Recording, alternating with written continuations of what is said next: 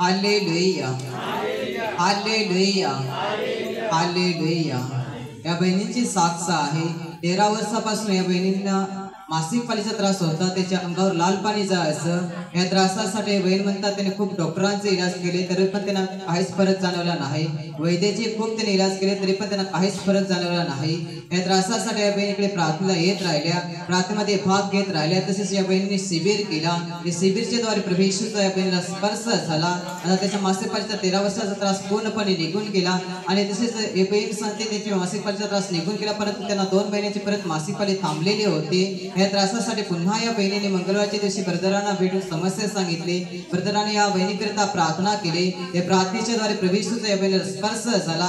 आता ही बहीण पूर्णपणे व्यवस्थित आहे, त्याला काही त्रास होत नाही। तसेच 2 महिन्यापासून या बहिणीच्या अंगावर सूज चढलेली होती आणि त्यामुळे या बहिणीने खूप डॉक्टरांचे इलाज केले तरी पण त्यांना काहीच फरक जाणवला नाही।